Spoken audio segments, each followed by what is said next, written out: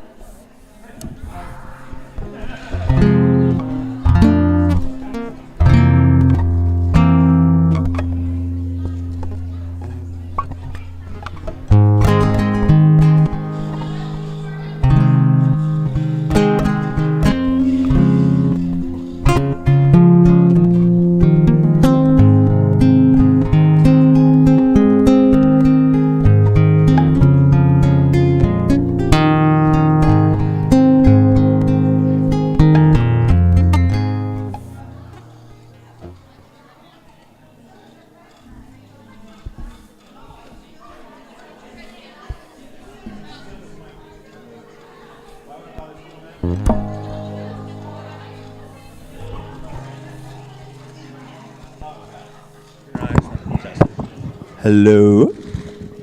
I'm just testing it. Talk amongst yourselves.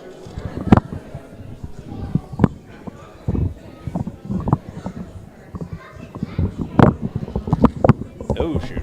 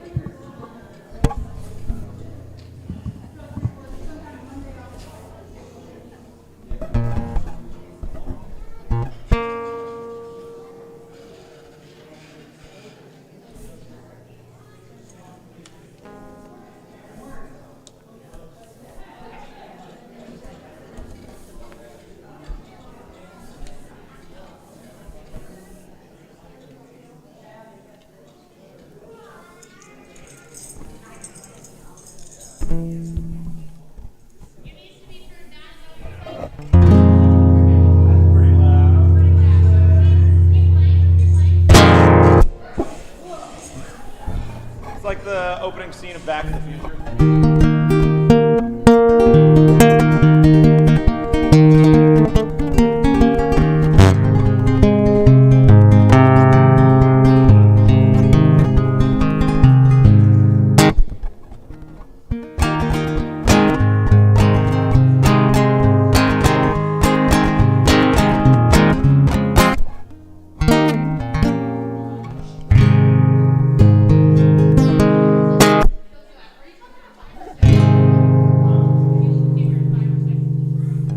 At 5 or 6, what? What are you talking about? Oh, sorry, input 5 or 6.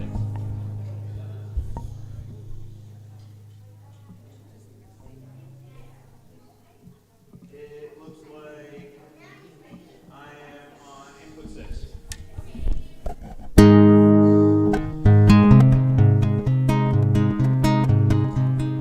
Perfecto. Now back up a little bit.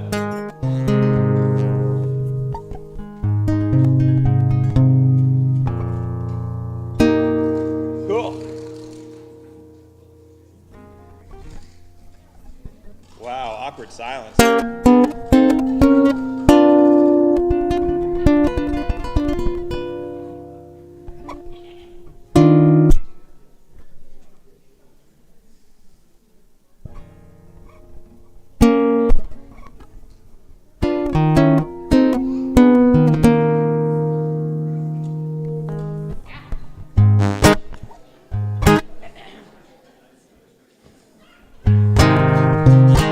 Shabbat Shalom, everybody.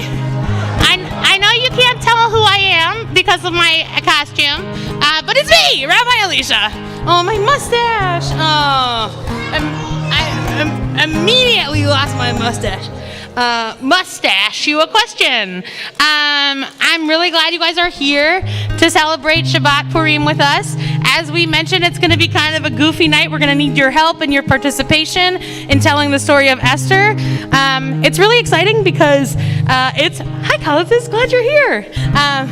It's really exciting because we get to tell the story of some really amazing women who changed the course of the lives of the Jews in Purim, in Shushan.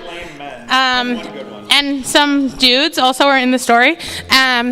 So we're really excited to welcome you, and I'm thrilled we're going to do a Purim song together. And if you're watching on the live stream, I hope you'll enjoy and you'll be able to hear with the microphones that we've got plugged in. So Dr. Lori is going to lead us in a Purim song, which you can find the lyrics for right up here. Look at the one at the bottom there. We're going to start at the bottom.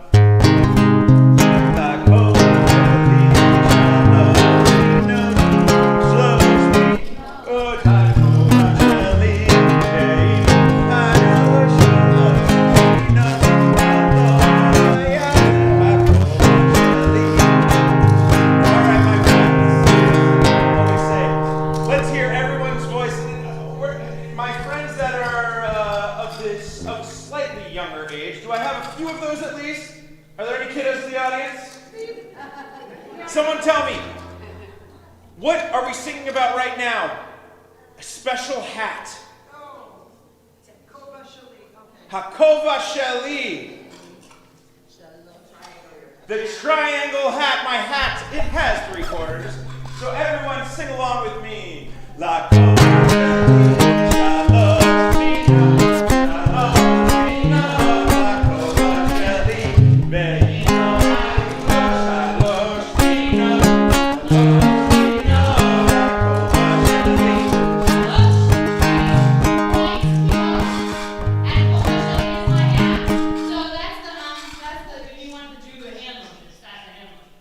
Show us one more time. I feel like they need a designated mustache holder.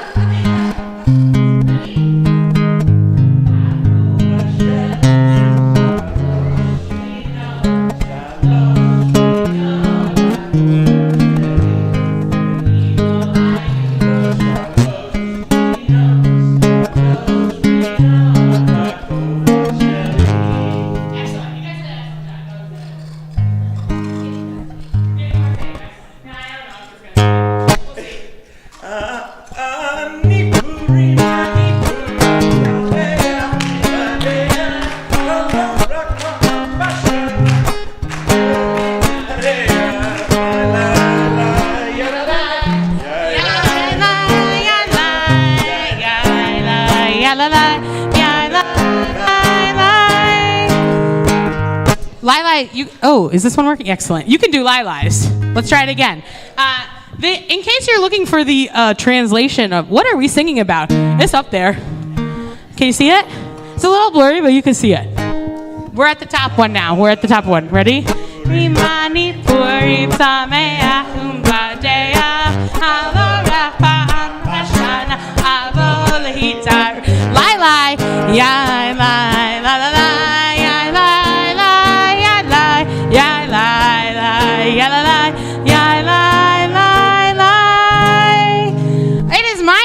Pleasure to now invite thank you very much, our Purim players this year, everybody.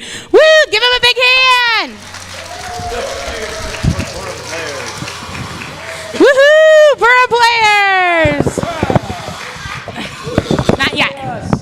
Because there are some surprises in this Purim spiel, including we need your help and your participation. So, Dr. Lori, I'm going to actually give you...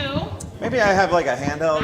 I'm going to give you this one, which I know is working because I just tested it. Oh, isn't that good? I get it from. So you can clip, cool. Just clip kind of close to your, and then you can, there you go. Yep. I feel so much more powerful now. Ooh, we love it when the microphones work. Am I doing slides? Do I know where that's cool. Hello, everybody, and welcome to our Purim spiel. The wonderful thing about a Purim spiel is, this sounds like it's a little close, a little better, there we go. The wonderful thing is we're going to tell a very, very serious story in a less than serious way, which, as I have learned in the last 7 months, is exactly what fits well at this synagogue. So, am I wrong? Okay, just double checking. So this is a very unique Purim spiel, and it's a lot of fun. This is a little bit of a pick-your-own-adventure.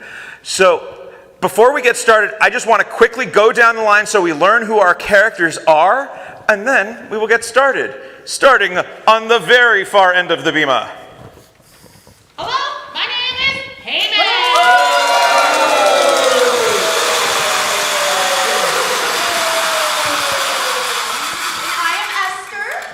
Yay!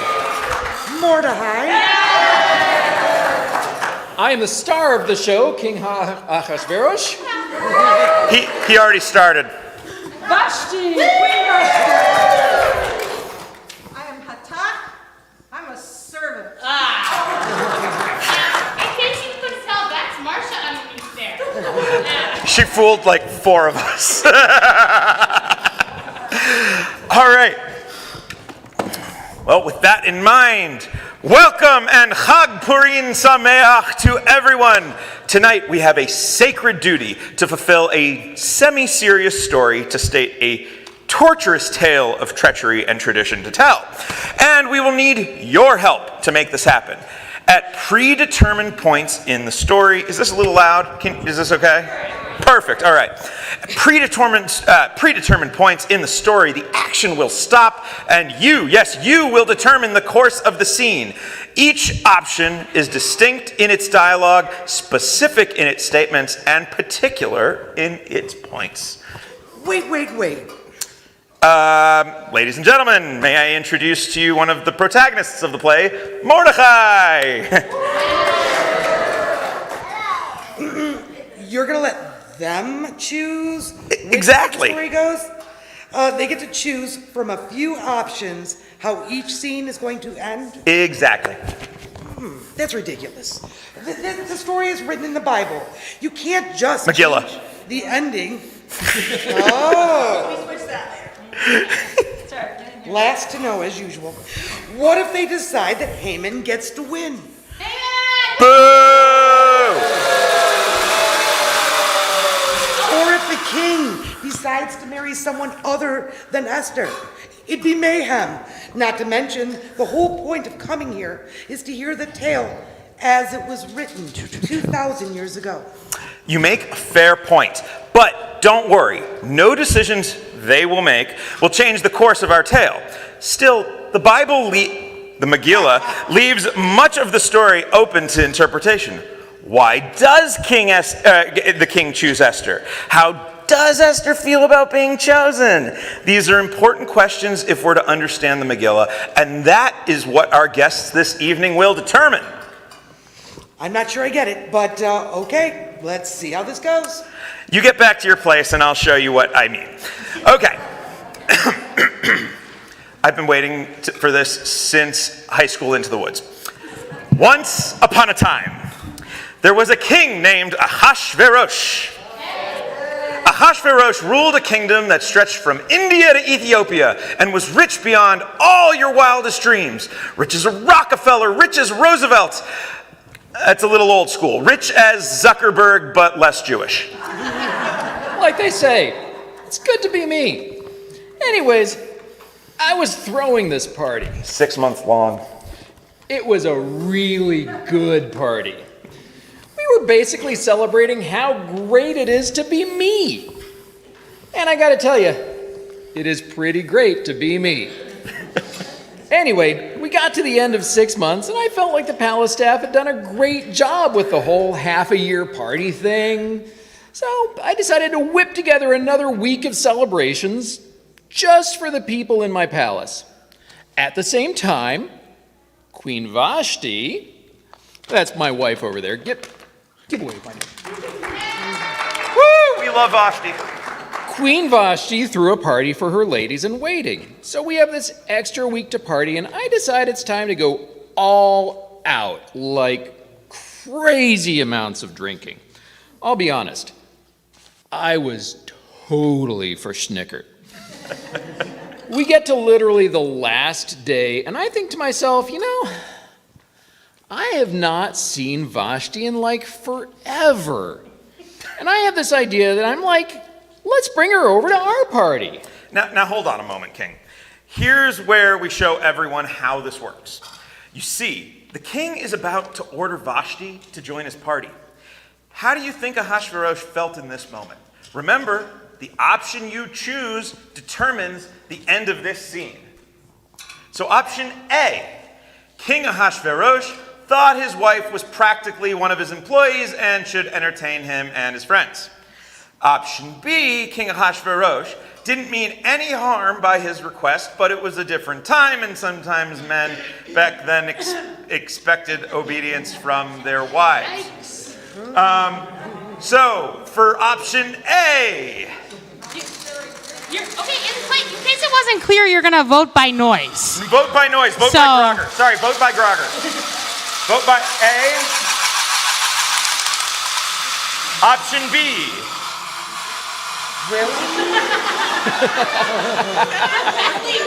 We're not doing this for profiling purposes, people. Please don't be judgmental. I think A won out. A won. Okay. All right, so option A. King Ahasuerus thought his wife was practically one of his employees and should entertain him and his friends. Okay. Maybe the extra week of partying was a bad idea. My head is absolutely killing me, and my mouth feels like it's stuffed with cotton. Too many Hamantash and cocktails for sure. This is so boring. Hey, someone entertain me. Where are my advisors? Where's my wife? Where is everyone? Who are you? Are you here to entertain me? I'm just an impartial observer. Whatever. Go get Vashti. I'm not supposed to be part of the plot. I just keep things moving along. Well, then keep the plot moving along and go get Vashti. Okay. Vashti, the king politely requests your presence. Get your butt in here and entertain me. I'm sorry, what can I help you with? My head is pounding, and I'm irritable and bored, and I'm pretty sure it is all your fault. Why is it my fault? You haven't seen me in 6 months. I'm the king. If I say it's your fault, it's your fault. It's called royal decree. I hereby decree this is Vashti's fault. Look, you're drunk, it's gross, and I'm out of here. Hey, get back here. No! No. No one says no to the king. Well, I just did, didn't I? Ooh, that is it. You are done as queen. Whatever. Get out of the palace. I hereby decree that you are ugly and your mother dresses you funny. Go Vashti, yeah! Woo! I'm an impartial observer. And so King Ahasuerus finds himself without a queen, desperately lonely, bereft over Vashti's absence, longing for a true partner. Honestly, I was okay with it for a while. Then it got boring. Vashti's a real pain in the tuchus, but she was an excellent bridge partner. You are quite the romantic, Your Highness. Anyways, I couldn't exactly just invite her back. I mean, she deserved banishment. She straight up refused to follow my command. I'm the king. First one person defies me, then it's chaos in the streets. And so an edict was put out by the king's ministers, ordering every eligible young maiden to come to Shushan to have a private interview with the king. The one who most pleased the king would become the new queen. Among the maidens was a young Jewish girl named Hadassah. Actually, my name is Esther. No, Hadassah.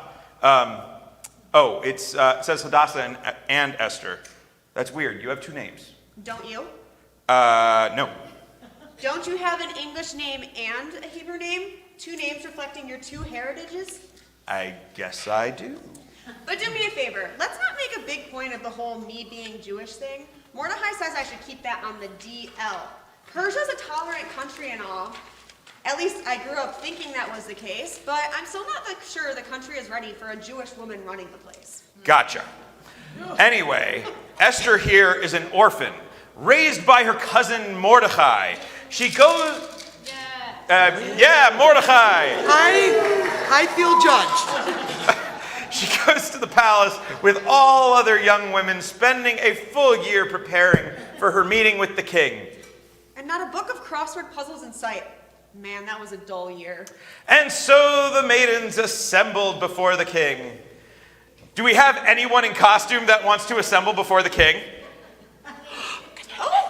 I think we're few on costume. There's that too. Oh, One. Oh, good option. And so the maidens Also a assembled good before the option. king in mass. All the maidens of the world and Shushan assembled before the king. Yep. And finally, the time comes for Esther to meet King Good Ahasuerus. option. Let's take a vote. How does Esther feel about... Okay, you guys can sit down. Yes. Great job. Thank you. Good job. Woo! Finally, the time comes for Esther to meet King Ahasuerus. Hashverosh, let's take a vote. How does Esther feel about meeting the king? Option A, Esther hoped to become queen so she could help rule the kingdom. Option B, Esther was angry at being forced to come to the palace and audition to be queen. Voting by Grogger, option A.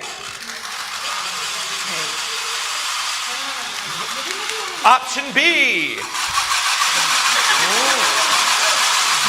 Esther was angry at being forced to come to the palace and audition to be queen. Option B. That's page 12. Why, hello. Welcome to the palace, and your name is? Esther. Esther, yes, wonderful. Very good name. Well, tell me a little bit about yourself. Look, can we skip the small talk? The whole process is demeaning and ridiculous. We both know you're not looking for someone who can keep up a conversation. Okay, fine. Here's the deal. It's been 4 years since I kicked Vashti to the curb, and I guess everyone expects a king to have a queen. So, here we are.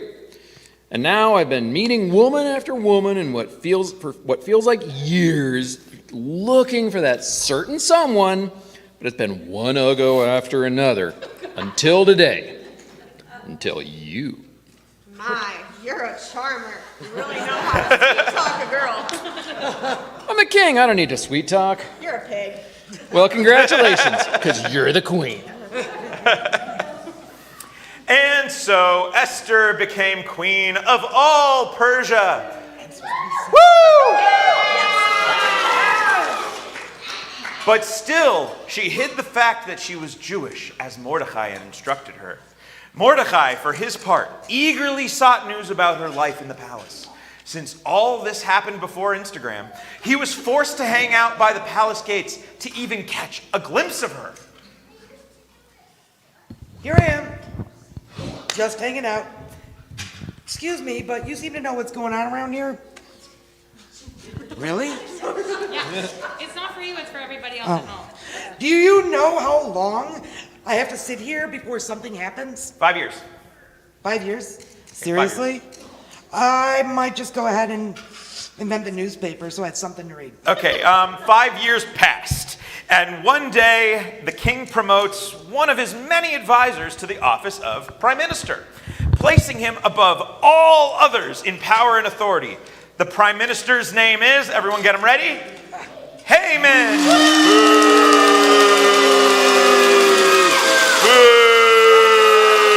Thank you so much.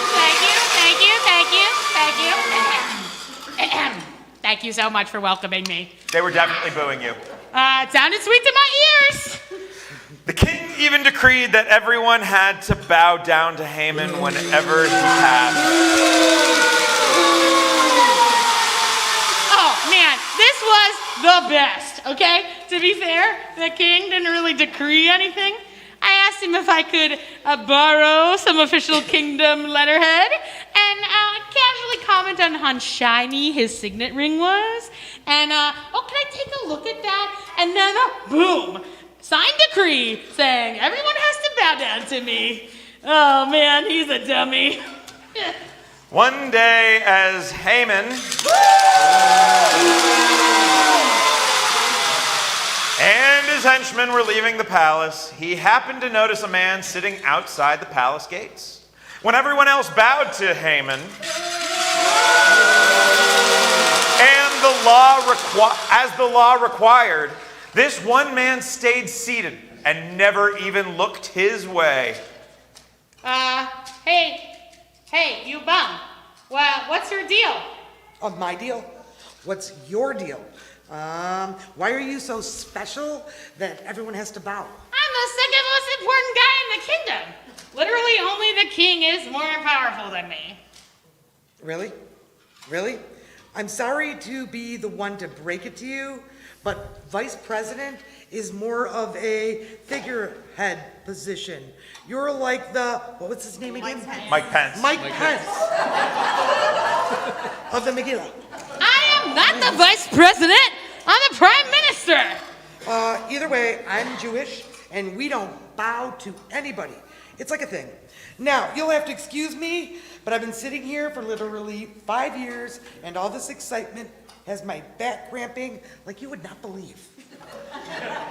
How dare that jerk call me the Mike Pence of the Megillah? If anything, I'm the Dick Cheney of the Megillah. Excuse me? Your Highness? Excuse me? Shh, quiet. I'm doing important things. Your Majesty? Is that Angry Birds? Yes, and it's very important. What do you want? Okay, so I'd like to use your royal authority to start a war that I'll secretly manage on your behalf, but leave you the figurehead responsible for its outcome. Oh, you want to pull a Dick Cheney? Yeah, exactly. Can I have your ring for that? Yeah, whatever. Okay, excellent. Do I want to know more details? No, you don't. Sounds good. And so Haman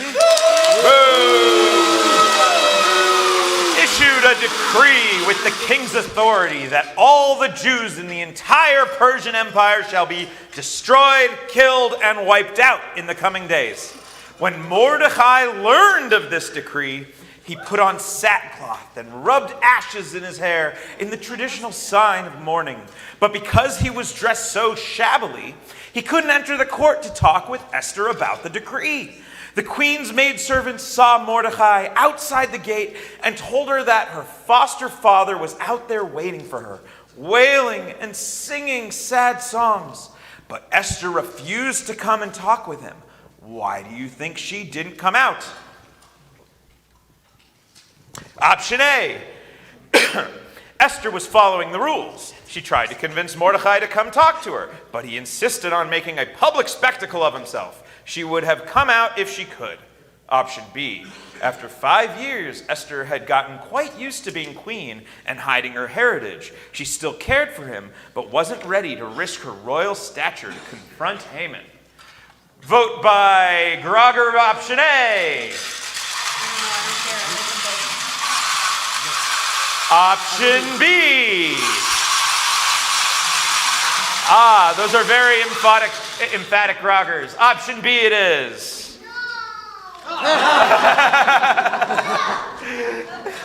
That's hilarious. So, Esther sent her servant to talk to Mordecai. Okay.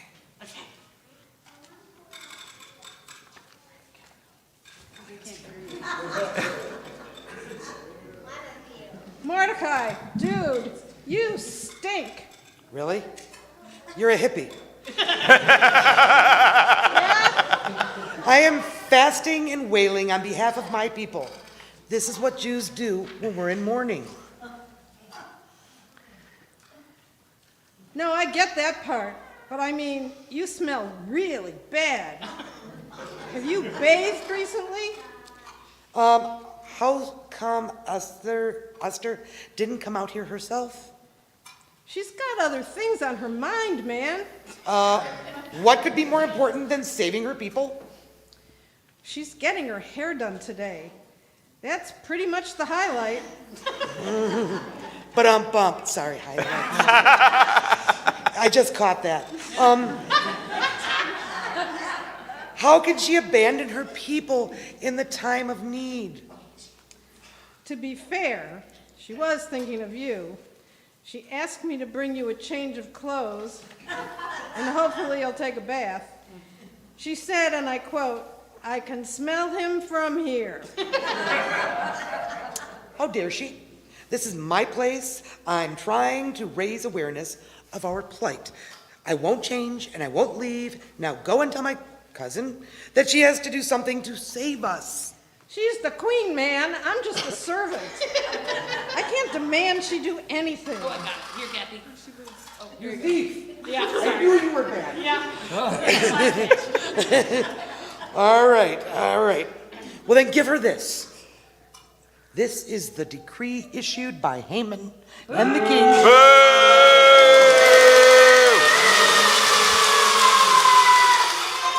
And the king that will be the death of all Jews. Okie dokie. And so Hatak took the decree to Esther, and the next day returned to Mordecai. So, is she gonna help? Big change. Peanut gallery is really helping. The queen has asked me to point out that she can't just walk up to the king and demand change. First off, there's a rule that no one enters the king's presence without an invitation. If you do, then you get killed. Yikes.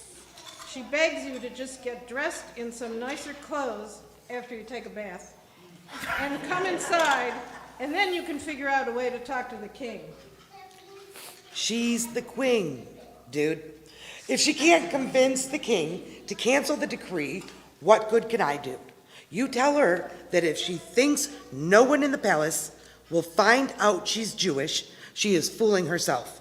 She is just as much at risk as anyone else. This is her moment to shine. Now go back to Queen Esther and tell her all I've said. Bye. Oh man, for sure I'm gonna hit my 10,000 steps today. And Esther read the decree and heard all about the conversation that her servant had had with Mordecai. Overwhelmed by the responsibility on her shoulder, be overwhelmed. And she nonetheless took to heart Mordecai's words and came up with a plan to save the Jews. But first, she had to get the king's attention. Nothing was working. So Esther dressed up in her finest clothes and stood in the doorway to the king's throne room until she caught his attention. Esther, I didn't see you there. My king, I have a small eensy-weensy request. Oh man, now what? My king, would you do me the honor of joining me tonight at a feast that I have prepared in your honor? Ooh, a feast. And I'd so appreciate it if Haman could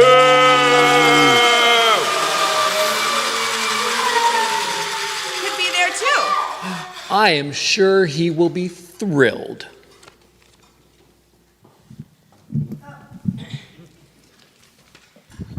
Here we go. Okay. Ooh, what a fabulous feast you have prepared. I am absolutely stuffed. My mustache. A phenomenal evening, my queen. I do it all to honor my king. I think this deserves a reward. What can I get you, Esther? Anything you want. Even if it's half my kingdom, it shall be yours. Your Majesty, the only thing that I could possibly ask for is the privilege of your company again tomorrow night. Ooh, another feast? This time, a wine banquet. Ooh, it's like a banquet, but with wine. And Haman.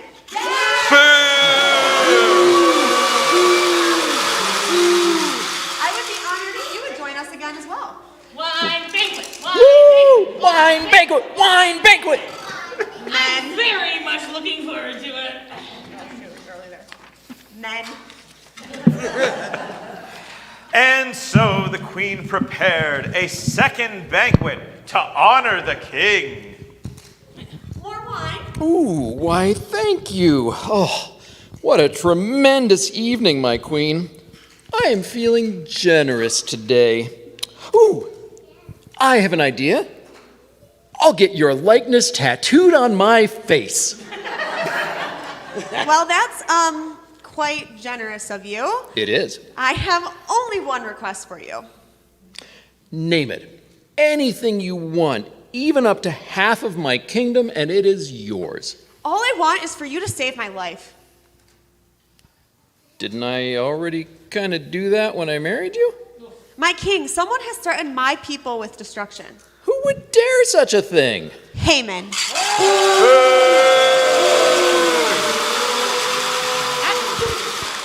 I didn't do anything. You have threatened my people with destruction. Oh, King Ahasuerus, save us. Of course I will. quick question though. Who are your people?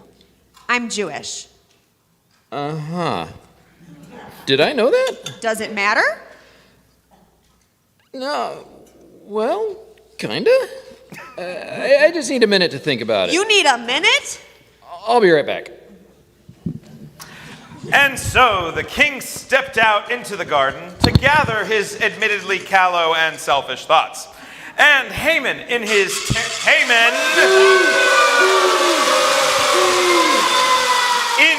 terror, went to Queen Esther to plead for mercy. What does Haman? What does he say to try and convince Queen Esther to spare his life? A, whoops. B, I meant to do it, but now I realize the error of my ways. C, the ninjas made me do it. For letter A, we got 0 whoops. Okay, 1, thank you. Option B. Option C. Okay, I'm still gonna make you hear option B anyway. Option B. Haman? Boo!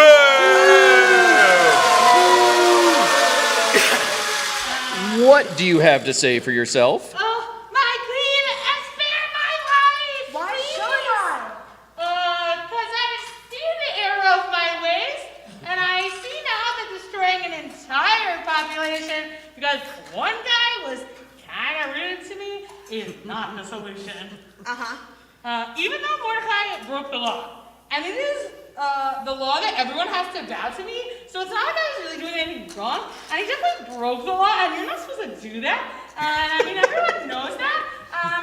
Anyway, despite that, I never should have targeted the Jews as revenge for being probably humiliated by Mordecai, and I mean, that is what he did to me when he refused to acknowledge that I am, you know, the number 2 guy of the number 1 guy, and I was walking right in front of him, and he didn't even bow, and there I was.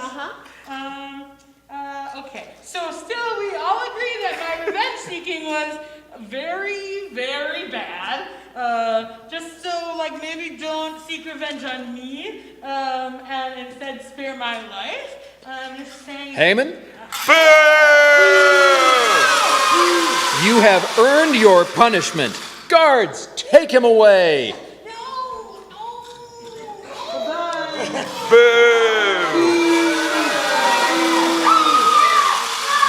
This might be a little weird. Can we do the ninja one too?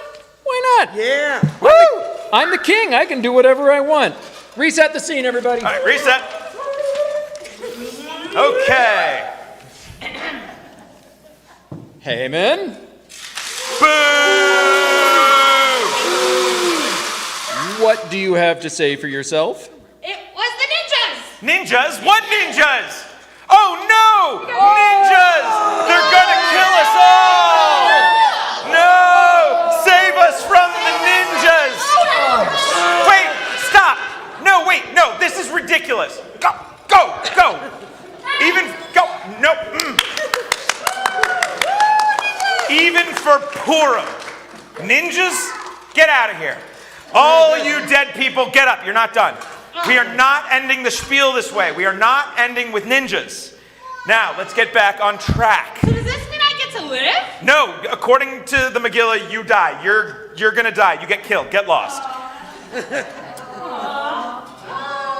Does this mean that I finally have to learn basic decency and moral behavior? Nope, you're still a king. Works for me. And with Haman defeated by Esther and Mordecai and ninjas, Esther was given all of Haman's possessions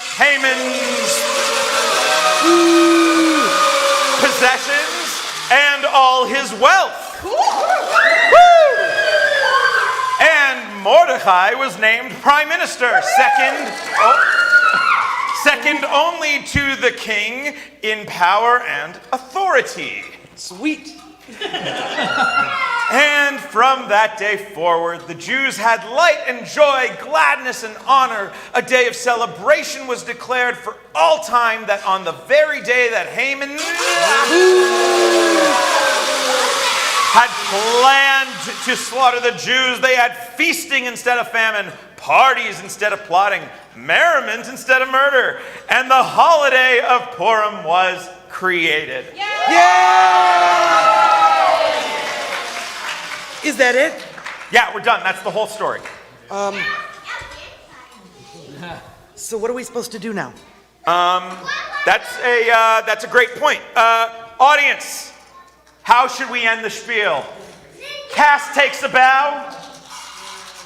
Race to the Hamantashen. Dance party with the ninjas. How about all three? All right. Chag Sameach.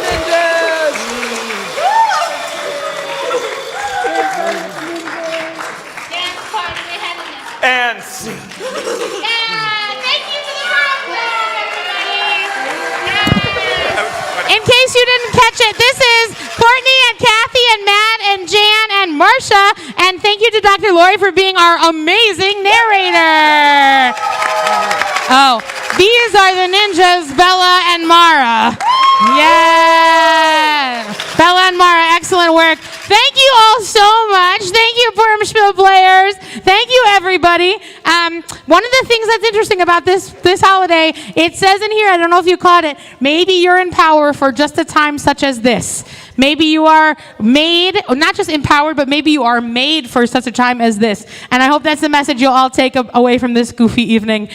We are all made for a time such as this. We're here to be together to do it. So, just so you know, our next Purim Spiel, which will include less adults and more children and zero adults, but also will be at 9:30 in the morning on Sunday. And then we're doing a big Tikkun Olam project because it is a part of our Mishloach Manot, or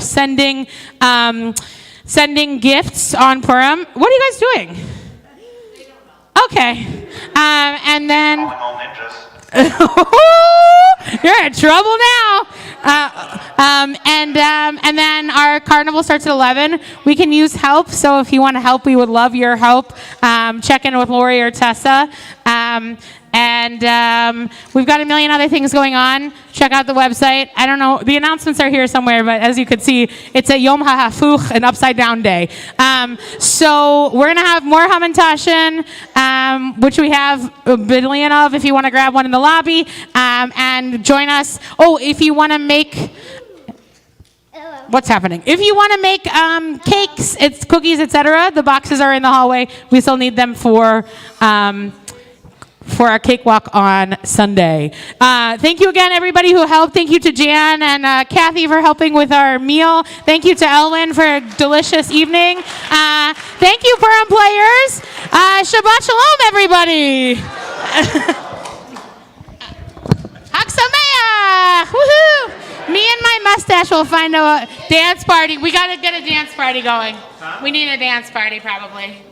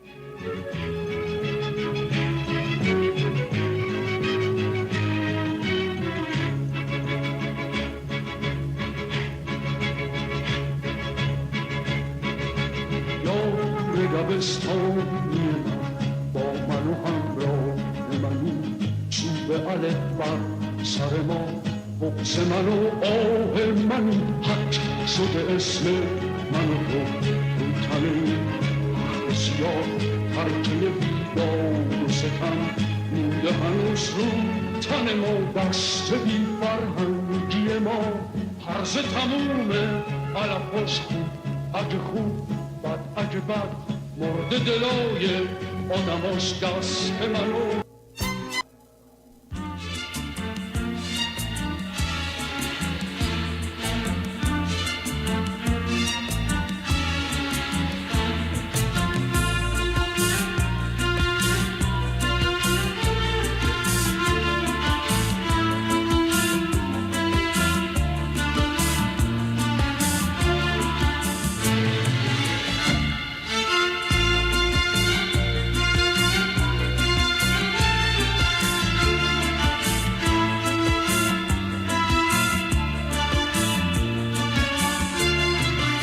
بیا بنویسیم روی خاک رو درخت رو پرنده رو ابرا بیا بنویسیم روی برگ روی آب توی دفتر موج رو دریا بیا بنویسیم که خدا ته قلب آینه است مثل شور فریاد یا نفس تو حصار سینه است با همیشه موندن وقتی که هیچی موندنی نیست اوج هر صدای عاشقه که شکستنی نیست با صدا میام همه جا تو رو می‌نویسم روی آینه گریه ها گونه های خیسم ای که من اسم تو آسمون پاکه ریشه صدا نبزش زیر پوست خاکه بیا بنویسیم روی خاک رو درخت رو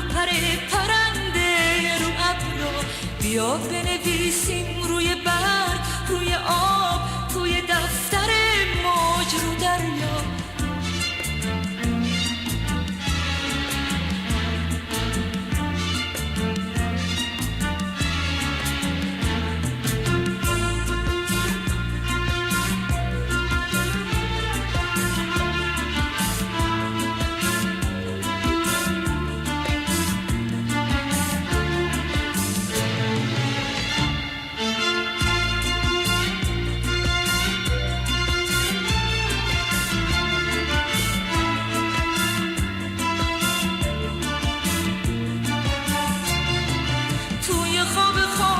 ریشه ها موسم شکفتن هم صدای من میخونن وقت از تو گفتن چشم بستم و تو بیا به سپیده واکن با ترانه نفسات باغچه رو صدا کن با صدا میام همه جا تو رو مینویسم روی آینه گریه ها گونه های خیسم ای که من اسم تو آسمون پاک ریشه صدا نبزش زیر پوست خاکه بیا بنویسیم روی خاک رو درخت رو پرنده رو ابرا بیا بنویسیم روی برگ روی آب توی دفتر موج رو دریا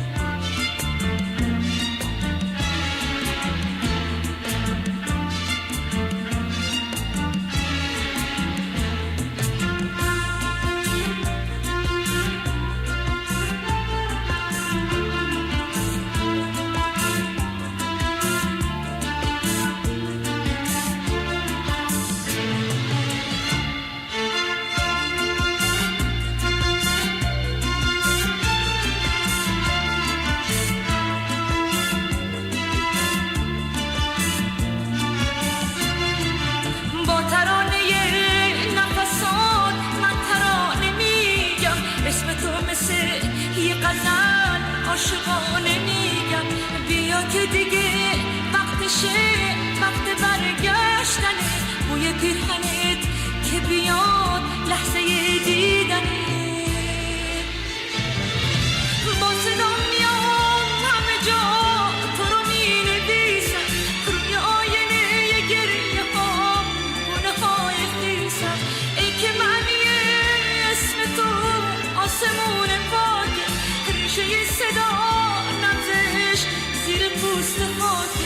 بیا بنویسیم روی خاک